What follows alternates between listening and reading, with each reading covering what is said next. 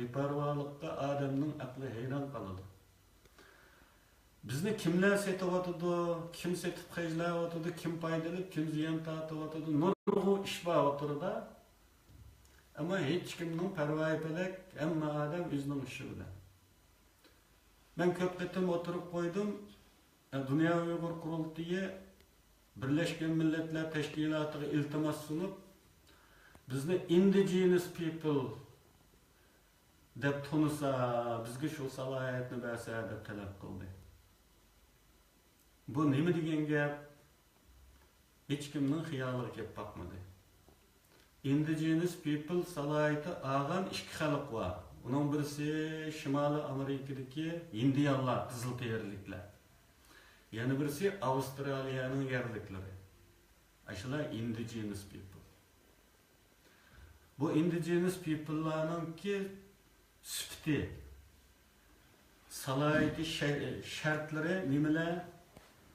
Bular tarixida madaniyatli jamiyat qurib boqmagan, davlat qurib boqmagan, yezib yaratib boqmagan, yozma madaniyat yaratib boqmagan, yerim yavoyi xalq degan gap. Biz 1000 yilning oldida bizning ajdodlarimiz dunyoga ensiklopediya taqdim qilgan bir millatmiz. 2000 yilning oldida bizning davlatlarimiz bo'lgan bir millatmiz. Bugunga kelib biz shu Amerika indianlari, Avstraliya yerliklari bilan o'xshash saviyadagi bir salohiyatni talab qilib Birlashgan Millatlar Tashkilotiga iltimos sunsak, bu nima deganlik bo'ladi? Bu milliy da'vo bo'lamdi bu yoki setish bo'lamdi? Bu haqda qanchalik Uyg'urning o'ylab ko'rganligini bilmayman. Bu qadar beparvolik. Endi bugun vatanimizdagi avval hammalarga ayon. Her aileden en az 1-2 adam turmada. Tilimiz tamamen çeklendi. Bizning nefes ağırlık boşluğumuz kalmadı. Biz muşu yosundu mansak 50 yıl içinde tügep gitimiz. Bu derecede xatarlik bir vaziyetga kelgan turg'liqmi? Milliy vaziyetimizga ko'ngil bilayotgan Uyg'urning tayini yo'q. Agar rast ko'ngil bildigan bo'lsanglar, tanqid qilinglar, men xato degan bo'lsam bu kitobni ko'rib, buning ichidagi palaniya xato, bu millatga manda ziyon keltirdi. Danglar, men unga javob beray. Bu kitobning 3-chisida men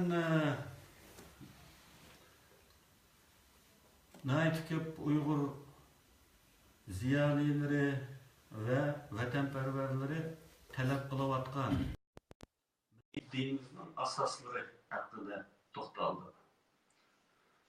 Davamiz 70 yilga qadam qo'yayotgan bo'lsa-mu, bugungacha biz milliy mustaqillik davomizning iddiy asosi nima desa javob berolmaymiz. Qanday bir nazariyaga, qanday bir ideologiyaga asoslandi desa javob bera oladigan tashkilotchilar yo'q. Bu qanday tashkilot shunday bo'lgandi bu? Bir teşkilatның bir iddivi asası oldu, bir ideologiyası oldu. Eğer ondan neresi bulmasa o teşkilat emas o. O bir tavka o. Xudu qımavazının tavkası, ya ki bir ticaretçinin quruq falan qıldıqalının tavkası imtansız. Kim cevap vereliydi? Nene ideologiyası var? Dava qılıvatımızda evet qallarını. Bunda ideologiya yok oturdu. Bir teşkilatdaki o'xshamagan ikki odamdan o'xshash bir savol so'ralsa, ikki xil javob chiqadi. Bugungacha buni ko'p qatim bo'ldi. O'xshash bir masalani bir teşkilatning ichidagi ikki rahbar yoki 3 rahbar ikki xil javoblanadi. Bu to'lim kulkilik bir ahvol. Bir teşkilatның içinde en aldı bilen en aqalli talaffuz birlik olushi lazım. Nimaga nima deydiganligi aniq bo'lishi lazım. Bu masala qarta men bu 3-kitobdagi Milliy mustaqillik iddiyimizning asoslari degan mavzudagi maqolada bazı misollarni berdim.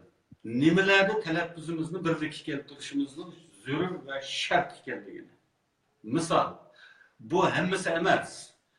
Agar bir tashkilot bunga astoydil muomala qiladigan bo'lsa, o'tirib ko'pchilik muzokara qilib, nimalarda, qaysi nuqtalarda gapimizni birlikka keltiramiz. Deylikki, bir chet ellik Sharq Turkistonning yer maydoni qanchalik deb so'rasa, o'xshash bir javob bermek lazım. Kimdan so'rashidan qat'iy nazar, o'xshash bir sonni demek lazım. Nüfuslar qanchalik desa, o'xshash bir sonni demek lazım. Nayt aytibki, faqat Uyg'ur qurultiyining ichidagi odamlardan bu savol so'ralsa, birisi 10 million deydi, birisi 35 million, birisi 20 million, mush ikki arliqda nurg'un xil son bor. Bu kulkilik emasmi? Buni his qilgan necha Uyg'ur bor? Bu qadar aqlli ishni. Shundaqli Xitoy qachon besib olgan desimi? Buning umri 1878 yili, 1949 yana birni. Bu zamonda Xitoyning qonuniy huquqi yo'q. Hech qanday qonuniy huquqi yo'q. Chunki Zozongtangning davri Qing sulolasining davri. Zozongtang o'zi Xitoy bo'lgan bilan Qing sulolasining bir generali. Bu tuproqni ishg'ol qilganlar Manju sulolasi. Unda bo'lgankan bu zamin Manju sulolasi davrida 27 yil atrofida Manju sulolasining mustamlikasi bo'ldi. Uningdan keyingi veya uningdan burungi barliq ishg'oliyatlar qonunsiz, hech qanday asosi yo'q ishg'oliyatlar. Bu haqda ming yangza javob beramiz savol so'raganlar. Bunda talaffuzdagi xilma-xillik bizning bu davomizning naqadar kulkilik bolalarcha bir saviyada ekanligini bizga uqtirib turibdi. Yana bir tadqiqsiz tarafimiz bor. Ikkinchi Cumhuriyet davri, ya'ni Sharq Turkiston inqilobi davrini hozirgacha 3 viloyat inqilobi deb ataymiz. 3 viloyat inqilobi degan gap bu. Bu Mao Zedong qo'yib bergan bir ism bu. Mao Zedongning qo'yib bergan ismini biz erkin dunyoda davom qilyapmiz. U inqilobning maqsadi 3 viloyatni ozod qilishmidi yoki Sharq Turkistonni ozod qilishmidi. Agar u butun Sharq Turkistonni ozod qilishni maqsad qilgan inqilob bo'lsa, Sharq Turkiston inqilobi bo'ladi. Hargiz 3 viloyat inqilobi bo'lmaydi. Ama Mao Zedong aslında bir atını koygan bo'lganligi uchunla bugungacha biz ansız yoki angliq yuzida biz o Xitoyning psixologiyalik qayta shakllantirishidan o'tgan bu kavamiz bilan bundan tarixiy voqealar, tarixiy atalg'ular, tarixiy kunlar haqida talaffuzni birlikka keltirishning zarurligini o'tirib qo'ydim buni. Masalan, tarixiy voqea deganda Urumchi 5-iyul Urumchi qirg'inchiligi. Uni ba'zilar Urumchi voqeasi deb atayapti. Bu ishni kichiktirishdan boshqa narsa emas. Bu Xitoyning jallodlik abdigashirisini echib tashlaydigan bir ismni taqozo qiladigan bir ish bu. Bu o kadar çoğun bir katliam ki bunu Urumchi voqeasi deb atash Xitoyni pardozlaganlik bo'ladi. Bu Urumchi qatlami. Bu cho'qim shunday atilishi lozim. Bar voqeasi, unaqa emas, bar inqilobi bu. Bu her bir voqea, her bir hodisa, hamma narsaning ismi aniq bo'lishi lozim. U şu voqeaning hajmiga, salmoqiga uygun, kapasitesiga uygun bir isim bo'lishi lozim. Bu bek aqlli ishlar. Lekin bu kadar aqalli ishlar, iqtisod ketmaydigan, mutaxassis ketmaydigan, o kadar oddiy ishlarni qilinmaydi o'tirdi. Bundan keyin biz da'vo qilyapmiz deb o'tirishib shuraydigan ish. Mushunda voqealarga, mushunda kamchiliklarga, xatolarga javob berishni asos qilgan. Buningda yana bir muhim maqolaning birisi bugungi kundagi josuslik sistemasining qanday ishlaydiganligi. Uyg'urlarda istixborot yana noldan tugan. Keskin algısında değişimiz mümkün ki noldan tugan. Şunlaşta Uyg'urlar agar Sharq Turkiston inqilobiga bir oz his qo'shiman deydiganlar Uyg'ur bo'ldi ekan, ma'lum darajada istixborot savodiga bo'lishi lozim. Unda bo'lmasa bu ishning o'rtasidan chiqolmaydi. Buning uchun buni nazarda tutib bir umumlashtirilgan istixborot uchuri berishga tirishdim. Bu shuningdeki hamma mazmun emas da ba'zi muhim mavzular. Hamda oxirgi yana bir kitobimiz Buzul.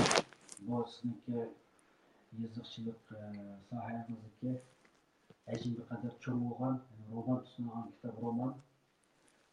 Bu kitobimizda 1930 yil oxiridan 1987 yilgacha bo'lgan orasidagi xalqimizga iliq bo'lmagan nurg'un tarix voqealarini bu kitobimizda iç birisiz. Bu kitobga bugun deb ism qo'yapsiz. Nima uchun bu kitobga ism bugun deb qo'ydingiz? Bu kitobni qanday bir tarix sharoitida yozildingiz? Bu kitobni xalqimiz uchun nima maqsad qilmoqchi? Hozir bu kitobimiz o'qigan odamlar yaxshi baholanib bu kitobga. Chet ellarda setish miqdori bu qadar yaxshilayotgan kitob. Bu kitobning birinchi nashr tugab, hamda ikkinchi nashrdan chiqish oldida. Bu ishni bilan bu kitob to'g'risida o'zingizdan bir qisqacha tushuntirib berasiz. Bu Google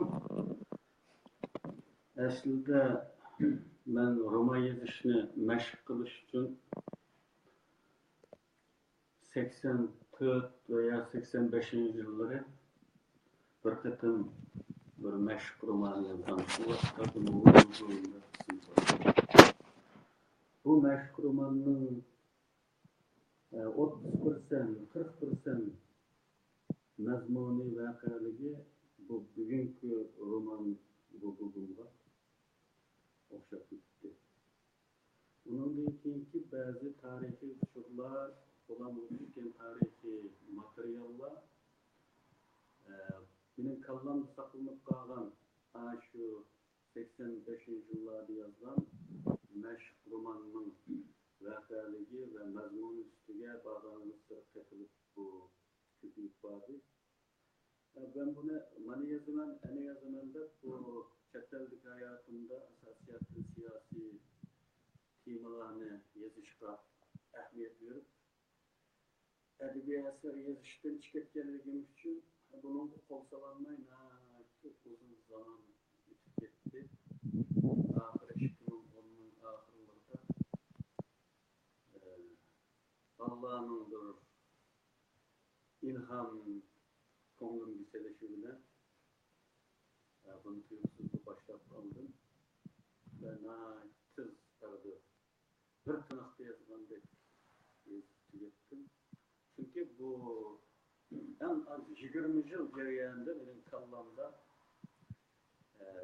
davomliq davriy qilgan bir mazmun.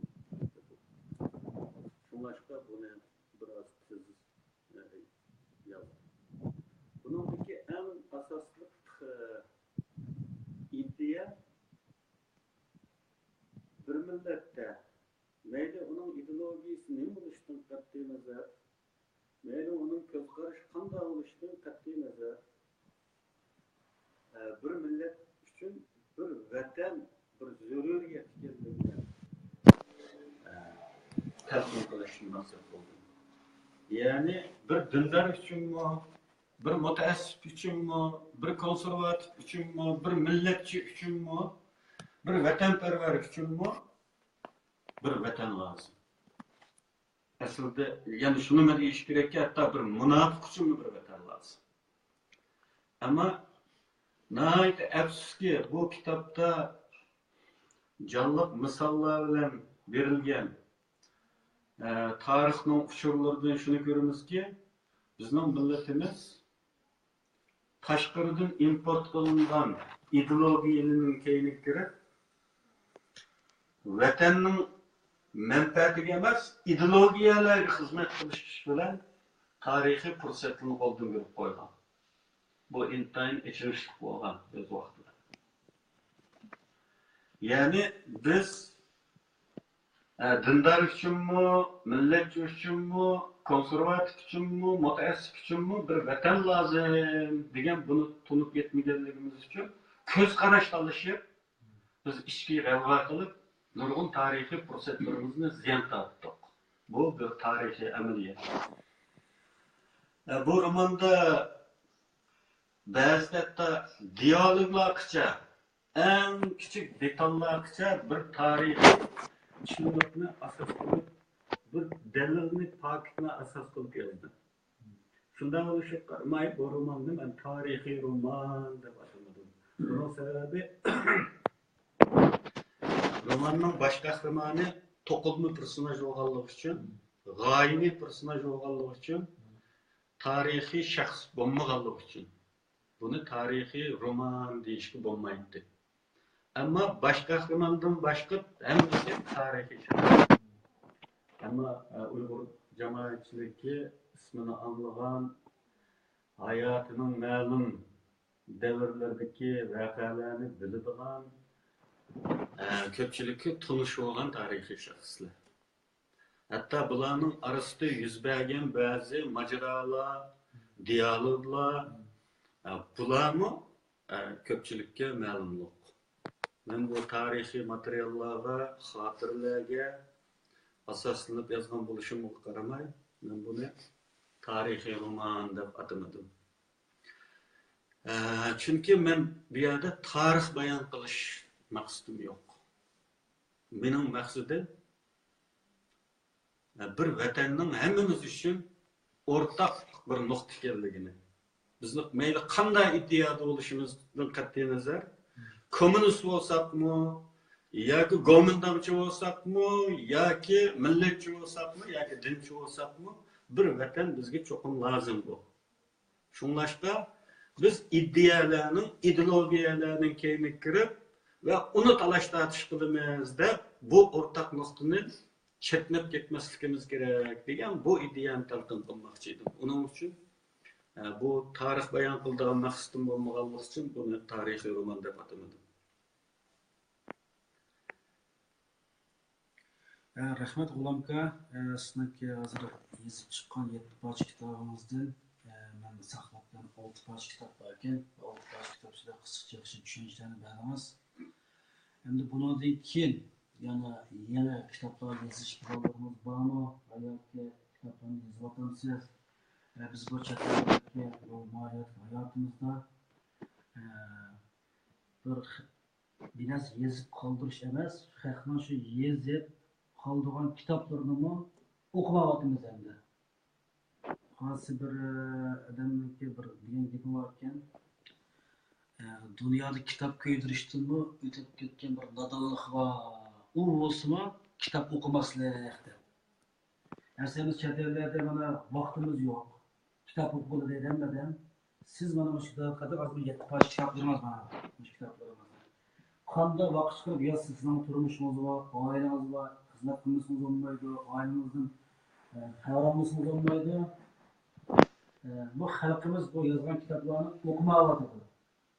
Endi yig'ib aytganda hozir Xitoy bizga tilimizni cheklayapti deymiz. Vatanda kitoblarimizni ko'ydiryapti. Vatandagilar bunday kitoblarni o'qish shunda ehtiyoji bor.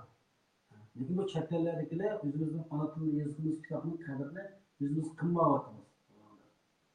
Bu ishlarni sinovlar qanday o'ylagan taraflarimiz bor. Davomli kitob yozish o'ylashdimizmi va yoki men yozsam bu xalqni o'qimaydigan kitoblarni deb vaziyatlar bizning Müslüman tarafımızdan. Ümitsizlik kufrga yaqin bu diniy nuqtadan e'tiqoddan xato, chunki Allohning rahmatidan ma'lum bo'lish bu kafirlarga xos bir ish. Shunlashqa men umidsiz bo'lib boqmadim hayotımda. Bugun da'vatga da'vani g'alaba qiladiganlarga ishonmaydi. Onun için onu uyançık bulabilirlik yoki pul tepib qajlaydigan tijoratga aylantirabilirlik. Ammo men bu da'voning g'alaba qiladiganligiga ishonaman. Nima uchun? Men shuning ishonamanki, musulmon bo'lish suhbatim bilan Allohning saltanatidan boshqa har qanday saltanatning ömrü cheklik bo'ladi. Ömrü fani bo'ladi. Faqat Allohning saltanati baqi. Men bunga ishonganligim uchun Xitoyning mu cho'qim ojizlashadigan, fojiladigan vaqti bo'ladi degan ishonman. Bizning mu imtihan kuchli bo'lgan Xitoyni saddichin sepiliga o'xshash bir 5000 kilometrlik qurilishni qilishga majbur qila olgan zamonlarimiz bo'lgan. Unda ekan bu davriy bo'ladi. Doim aylanib turadi. Alloh Qur'onda biz g'albini navbatlashtirib turamiz. Gaydi u qavmda qilamiz, gaydi bu qavmda qilamiz degan. Demek bizning bugun mag'lub bo'lgan bir davrimiz. Ammo bu mangulik emas. Ya'ni bizning g'alaba qiladigan davrimiz Xitoyning mag'lub bo'ladigan davri keladi. Shunlashqa bu tarixiy davr kelgicha, shu tarixiy fursat kelgicha bizning Uyg'ur bo'lishimiz shart. Ya'ni milliy mavjudiyatimizni saqlashimiz shart. Anqich biz aylanib ketsak, u fursatning hech qanday foydasi yo'q.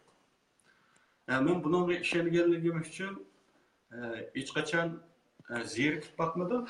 Ama bazı çağda meclislergen çağlarım olmadan insan buluş üstüde bunun bir inkas anlayamadan değil ki maktaştın tamamen yok. Hiç olmadan da tenkit kıysın da birisi. İlmi yüzünde tenkit kıysın, beni eksptaşlısın ilmi noktadan.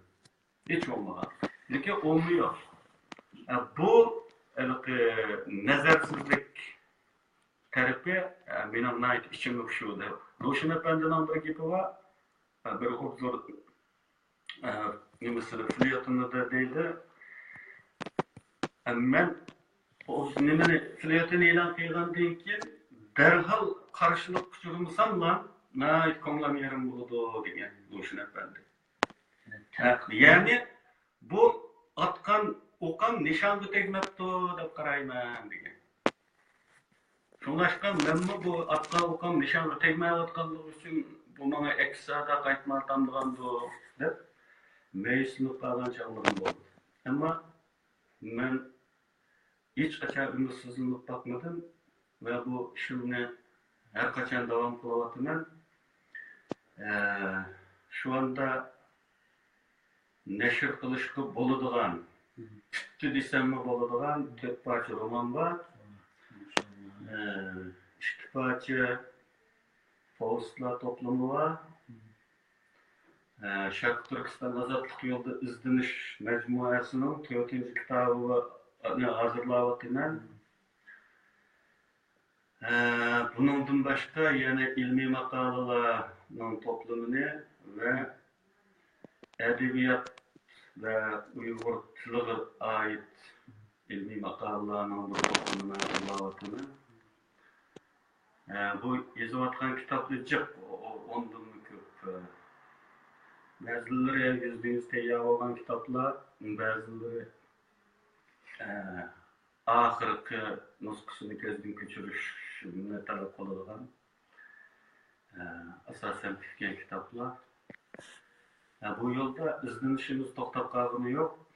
Devamlılık izlenimiz bu bizim Müslümanlık burçumuz, Uygurluk burçumuz, Şarkı Türkistanlık buluş burçumuz bu. Rahmet kullanıklar vatan sohbetimiz zaten yaxşı oldu. Yani bakın yani itiraf edip kardeşler de koydu. Yani kullanıklarım bu kolladı kıskı bezgin turup kaldı. 10 saatten de ayrıp almış bağlısıyla Kanada kaydı seferdi. Şu an bu seferimiz bir keçide olup kaldı da bazı gap so'zlar egizib ketgan bo'lgan bo'lsa, ko'pchilikniki tuzib olishini umid qilamiz. Ko'pchilikka rahmat. Ularga sizga ko'p rahmat. Hammaga rahmat. Salomatlik tilayman. Yangi asarlaringizni tezroq ro'yobga chiqarib, yangi normalar bilan uchrashishini umid qilamiz. İnşallah.